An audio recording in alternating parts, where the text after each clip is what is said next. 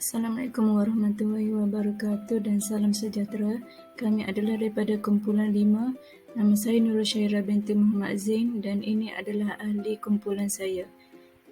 Pada hari ini kami akan berkongsi tentang isu-isu yang berkaitan dengan elemen kebat dalam pentaksiran.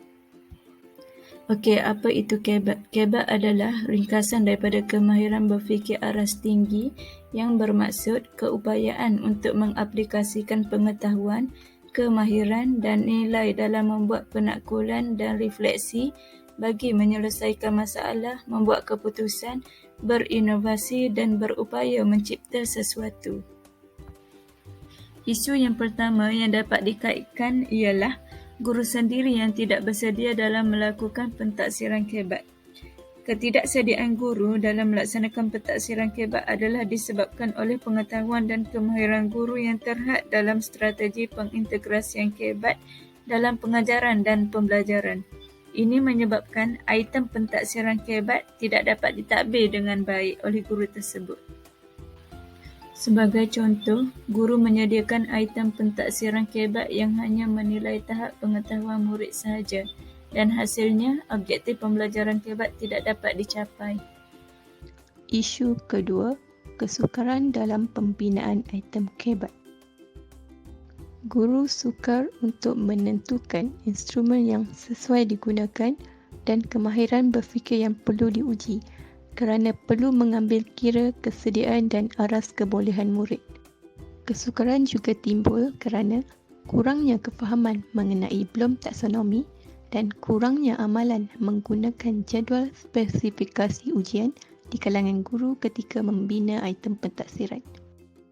Selain itu, kekurangan sumber dan bahan sokongan juga menyebabkan guru-guru mengalami kesukaran membina item pentaksiran. Isu yang ketiga adalah pentaksiran yang masih terikat dengan kaedah tradisional.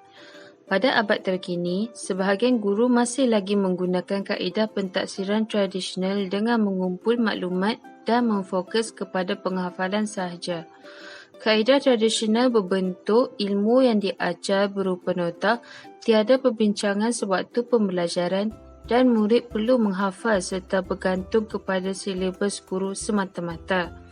Dengan kaedah ini, daya pemikiran secara kreatif seperti boleh menyelesaikan masalah, menganalisis, kemahiran berkomunikasi, kreativiti dan pemikiran terbuka tidak dapat dipupuk dalam kalangan pelajar. Pendidikan yang hanya berlandaskan peperiksaan hanya boleh melahirkan murid yang kuat ingatan menghafal tetapi tidak dapat melahirkan murid yang inovatif dan kreatif. Pengulangan item pentaksiran kebat. Situasi semasa yang mana tiada lagi penggubal soalan berpusat dan item serta kaedah pentaksiran dilakukan sendiri oleh guru mata pelajaran masing-masing. Isu pengulangan item pentaksiran kebat mungkin berlaku kerana buku rujukan yang tidak mencukupi.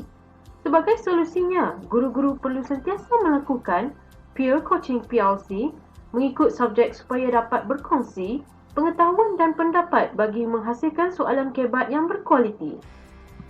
Pihak pentadbiran sekolah perlu memainkan peranan penting untuk menggalakkan guru-guru menyertai bengkel kreatif dan inovatif supaya idea dapat berkembang mengikut peredaran masa dan memudahkan guru untuk menghasilkan soalan berfikiran aras tinggi.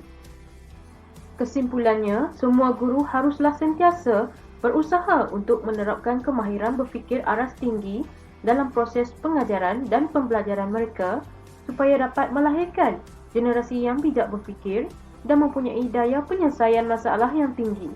Pelajar yang berjaya secara tidak langsung akan terlatih menjadi bakal pemimpin yang berketerampilan pada masa hadapan dan akan menyumbang kepada kemajuan negara.